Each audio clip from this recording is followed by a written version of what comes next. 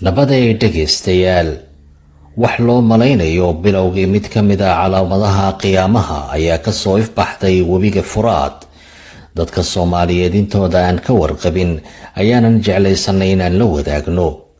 waxaan idin soo bandhigaynaa mid ka mid ah calaamadaha waaweyn ee qiyaamaha oo ka soo muuqatay dalka Ciraaq. inta badan dadka muslimiintuna kama warqabaan.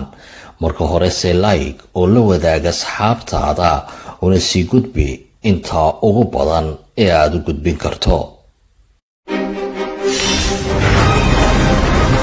waxaynu hore u maqalnay in markaa biyuhu ay guraan webiga Furaad ay ka soo muuqan doonto buur dahaba ayna ka mid tahay mid ka mid ah calaamadaha qiyaamaha kuwooda ugu shidan.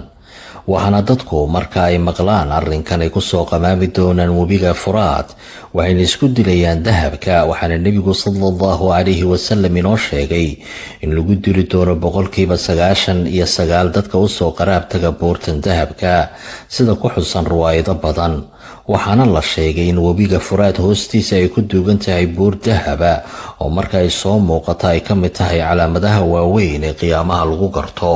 waxaana hadda la sheegay in wax u eg dhagax jajaba oo fara badan oo dahab ay ka soo burqamayaan webiga marka ay guro qaybo ka mid ah webiga Furaad. waxaana loo malaynayaa in dahabkani ka soo maaxayo buurta dahabka ay ku taal webiga Furaad hoostiisa. Abi Hurayra ayaa horey inoogu soo wariyay nebiga sallallahu alayhi wasallam in nebigu yiri saacada qiyaamuhu ma dhacayso ilaa la helo webiga Furaad buur dahaba dadkuna isku diraan. waxaana dhimanaya 99%. waxaana hadda la soo warinayaa in webiga Furaad ay biyihiisu gureen. waa kan wadaadkan inooga waramaya arrinkan isagoo ka sheekeynaya bal sida webigu uu guray.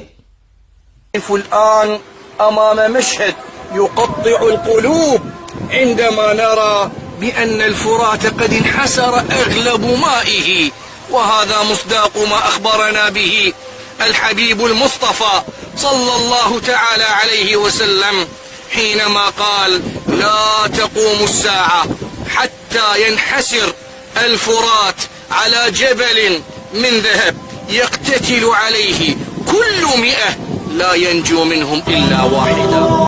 waxaana ka siiyaa badnayd kadib markii idaacaduhu baahiyeen dad soo qaraabtigay webiga si ay u gurtaan dahabka iyo dhagxaanta jajabka ee soo maaxaya markii biyaha webigu guray. يبدأ علي مع شريكه ثائر منذ ظهور أول خيوط النهار عملهم في البحث عن قذاذات الذهب الذي يخرج من مكان تصريف المياه. الشريكان يمكثان ساعات طويلة وهما يبحثان بإمعان وتركيز بين ذرات الرمل عن قطع صغيرة من الذهب أو حد. haddii ay sii socoto inuu guro webiga Furaad waqtiyada dhow buurta dahabkaana soo muuqato waxaa arrinkani gebi ahaanba bedelaya sooyaalkii taariikhda dunidan aynu ku noolahay korkeeda. like oo la wadaag asxaabtaada.